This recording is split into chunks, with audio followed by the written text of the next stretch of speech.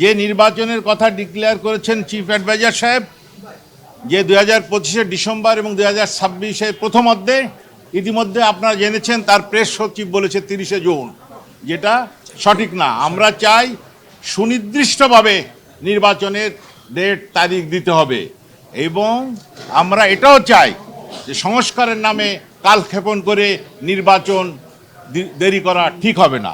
ফ্যাসিবাদের পতন হয়েছে, কিন্তু গণতন্ত্র পুনঃপ্রতিষ্ঠা হয় নাই। সেটা পুনঃপ্রতিষ্ঠা হবে যখন জনগণ অবাধে, নির্বিঘ্নে, শান্তিতে তার ভোটাধিকার প্রয়োগ করে এই রাষ্ট্র পরিচালনার দায়িত্ব তাদের নির্বাচিত প্রতিনিধিদের দিতে পারবেন।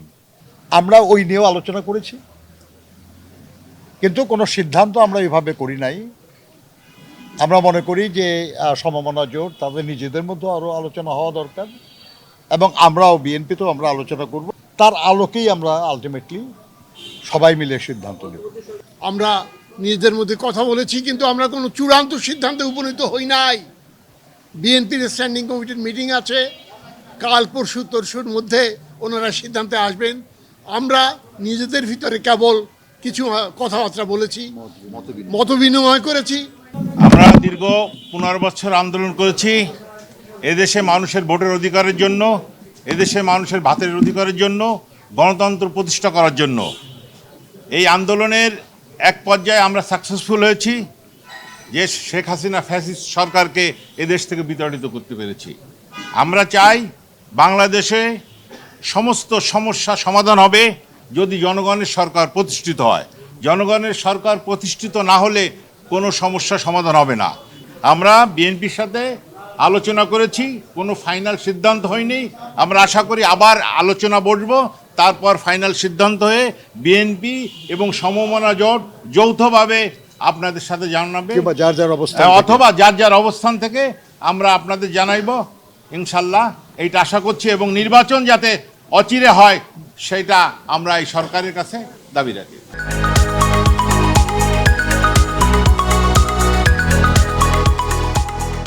কিন্তু আমাদের যে এক দফা, সেই এক দফা পরবর্তী পর্যায়ে এই ছাত্র জনতার আন্দোলনের যে এক দফা, সেটা মূলত ছিল ফ্যাসিবাদের পতন এবং গণতন্ত্র পুনঃপ্রতিষ্ঠা। একটা অবাধ, সুষ্ঠু, নিরপেক্ষ নির্বাচনের মাধ্যমে দেশে জনগণের শাসন পুনঃপ্রতিষ্ঠা। তো আমাদের দাবির একটা অংশ পূরণ হয়েছে, আর একটা অংশ যত দ্রুত পূরণ হয় সেই জন্যই কিন্তু আমরা সবাই কথা বলি, আলোচনা করি, সভা সমাবেশ করি এবং আলোচনা করি। সেটা কি নির্বাচন? অবশ্যই, কারণ ওইটাই তো বাকি আছে। ফ্যাসিবাদের পতন হয়েছে, কিন্তু গণতন্ত্র পুনঃপ্রতিষ্ঠা হয় নাই। সেটা পুনঃপ্রতিষ্ঠা হবে যখন জনগণ অবাধে, নির্বিঘ্নে, শান্তিতে তার ভোটাধিকার প্রয়োগ করে এই রাষ্ট্র পরিচালনার দায়িত্ব তাদের নির্বাচিত প্রতিনিধিদের দিতে পারবেন।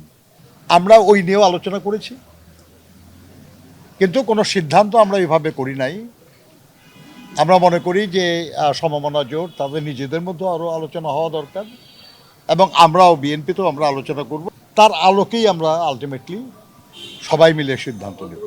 আমি শুধু বিনীতভাবে এই কথাটুকুই বলতে চাই যে 12 দলীয় জোট এবং বিএনপি এবং দেশের ফ্যাসিবাদ বিরোধী যে রাজনৈতিক শক্তিসমূহ দীর্ঘদিন যাবৎ যে আন্দোলন করে এসেছে, আমাদের সেই আন্দোলনের এবং সেই ঐক্যের প্রয়োজনীয়তা ফুরিয়ে যায় নাই। আগামীতে সেটা আরও গভীরভাবে অনুভূত হবে। আমরা সেই বিএনপির সঙ্গে অন্যান্য রাজনৈতিক দলগুলিকে নিয়ে অতীতের ন্যায় আমাদের কর্মসূচি আপনাদের সামনে খুব শিগগিরই ঘোষণা করব।